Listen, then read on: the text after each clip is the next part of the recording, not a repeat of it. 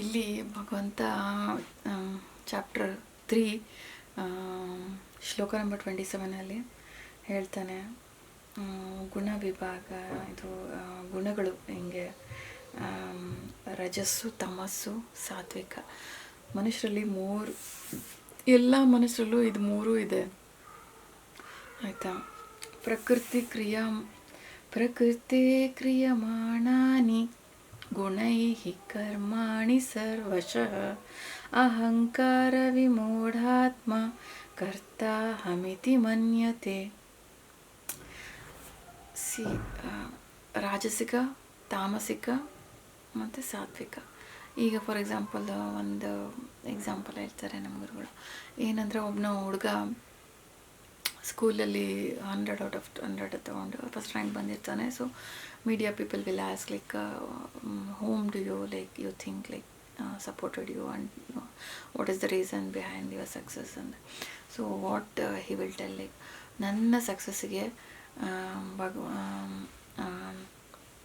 ನನ್ನ ತಂದೆ ತಾಯಿಗಳು, ನನ್ನ ಶಿಕ್ಷಕರು ಮತ್ತು ನಾನು ಕೂಡ ಎಫರ್ಟ್ ಹಾಕಿದ್ದೀನಿ. ಸೊ ನನ್ನ ಸಕ್ಸಸ್ಸಿಗೆ ಇಷ್ಟು ಜನನೂ ಕಾರಣ ಅಂತ ಹೇಳ್ತಾನೆ. ಅದು ಸಾತ್ವಿಕ. ಸೊ ಇನ್ನೊಂದು ಹೇಳ್ತಾನೆ, ಇನ್ನೊಬ್ಬನು ರ್ಯಾಂಕ್ ತಗೊಂಡಿರೋನು ಏನು ಹೇಳ್ತಾನೆ, ನನ್ನ ಸಕ್ಸಸ್ಗೆ ನಾನು ಮತ್ತು ನನ್ನ ತಂದೆ ತಾಯಿಗಳು ಕಾರಣ. ಸೊ ಇಟ್ ಬಿಕಮ್ಸ್ ರಾಜಸಿಕ. So he removed importance whatever the help given by ಶಿಕ್ಷಕರು, his teachers. So there lies a rajasika guna in that, because he thinks he and his parents are only responsible to get his success. So next one is tamasika guna. Tamasika andre nobody supported me. My parents, not even my teachers supported me, only I did study all these things ಅಂತ ಹೇಳ್ತಾನೆ. ಅದಕ್ಕೆ ತಾಮಸಿಕ ಗುಣ. So ಯಾರೇ ಏನೇ success ಆಗಬೇಕಂದ್ರೂ ಎಲ್ಲ there is a ಕಡಿ means there is a chain of support behind it. Okay, it is not like how they say behind a very successful man there will be a woman. No. Or unsuccessful man there will be many more. Not like that. For everybody to get defeated also there will be chain of people, to get successful also there will be chain of people. That's what I think. So ಎಲ್ಲರೂ ಈಗ ನನಗೇನು ಮಾಡಬೇಕಂದ್ರೆ ನನ್ನ ಕೆಲಸದವಳು ಸಹಾಯ ಬೇಕೇ ಬೇಕು. Because being a single parent I can't even do everything, right? So household ಚೋರ್ಸಿಗೆ I need help. So to study, to earn, I need my office, I need my laptop. So everything is attached to it. Everybody is responsible for anybody's successful or defeatfulness. But ಅದು ಅವ್ರವ್ರ ಕರ್ಮ, ಅವ್ರವ್ರ intention of thinking, the way of thinking, it matters a lot. What is your pure intention behind it? Okay, ಆವಾಗ ನೀವು ಸಾತ್ವಿಕರಾಗ್ತೀರಾ, ರಾಜಸಿಕರಾಗ್ತೀರಾ, ತಮೋಗುಣದವರಾಗ್ತೀರಾ. ಯಾವುದು ಜಾಸ್ತಿ way ಆಗ್ತಿದೆ ತಕಡಿಯಲ್ಲಿ ತುಗ್ದಾಗ, ಯಾವುದು ಭಾರ, ಯಾವುದು ಲೆಸ್ ಭಾರ, ದಟ್ಸ್ ಇಟ್. ಥಿಂಕ್ ನೀರಲ್ಲಿ ಜೊಳ್ಳು, ಓಕೆ, ಕಾಳುಗಳನ್ನ ಹಾಕ್ತೀವಿ, ಜೊಳ್ಳು ಮೇಲೆ ಬರುತ್ತೆ. ವೈ? ಜೊಳ್ಳು ಪೀಪಲ್ ಇದ್ದವರು it will be weighing less, it is to be thrown out. Only ಸಾತ್ವಿಕಗೊಂಡವರು will rest down, right? There you need to care and keep them in your life ಅಷ್ಟೇ. ಸೊ ಜೊಳ್ಳುಗಳನ್ನೆಲ್ಲ ಬಿಸಾಕ್ಬಿಡಿ ಅಷ್ಟೇ.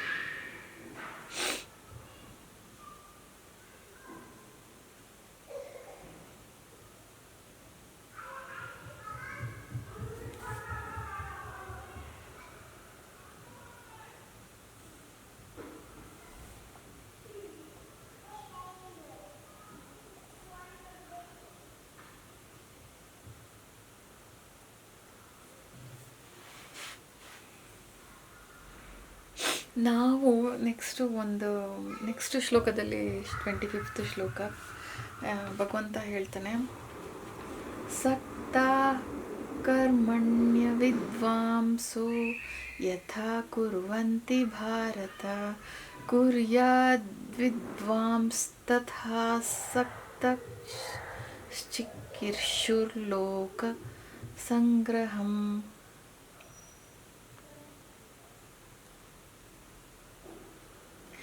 ಅಜ್ಞಾನಿಗಳು ಕರ್ಮಕ್ಕೊಳಗಾಗಿ ಫಲದ ಆಸೆಯಿಂದ ಕರ್ಮ ಮಾಡ್ತಾರೆ. ವಿದ್ವಾನ್ರು ನಿರಾಸಕ್ತರಾಗಿ ಲೋಕ ಕಲ್ಯಾಣಕ್ಕಾಗಿ ಕರ್ಮ ಮಾಡ್ತಾರೆ ಅಂತ ಅವನು ಹೇಳ್ತಿರೋದು.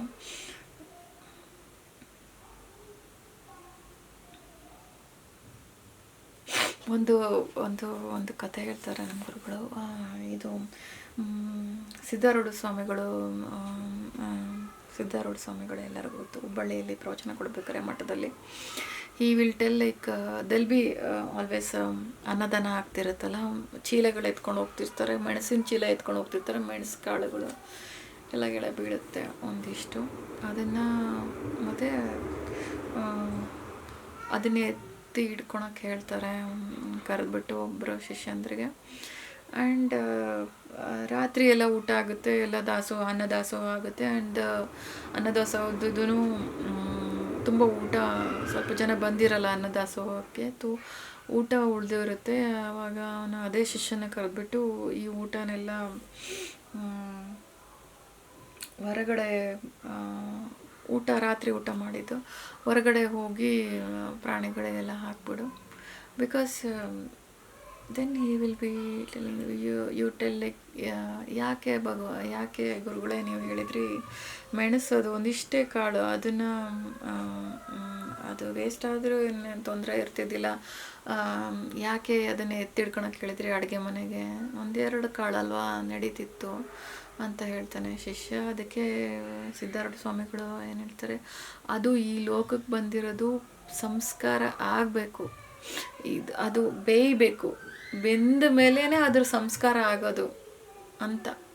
ಸೊ ಅದು ಬೇಯ್ದು ಉಪಯೋಗ ಆಗಬೇಕು ಇನ್ನೊಬ್ಬರಿಗೆ, ಆವಾಗೇ ಅದ್ರದ್ದು ಸಂಸ್ಕಾರ ಪೂರ್ತಿ ಆಗುತ್ತೆ, ಆವಾಗೇ ಅದು ಜನ್ಮ ಸಾರ್ಥಕ ಆಗುತ್ತೆ ಹುಟ್ಟಿದಕ್ಕೂ ಅಂತ.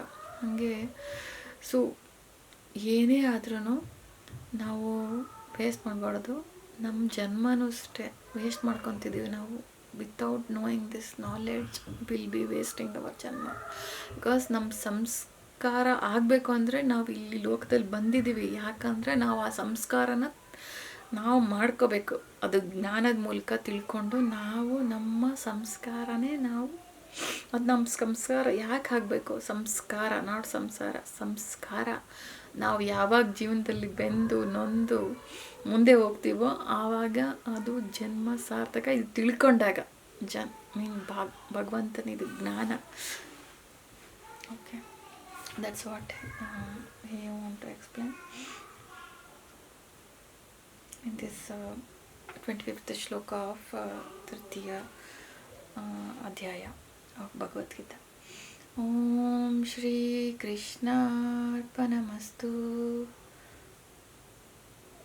Om Bhagavate Vasudevaya. Namaskara.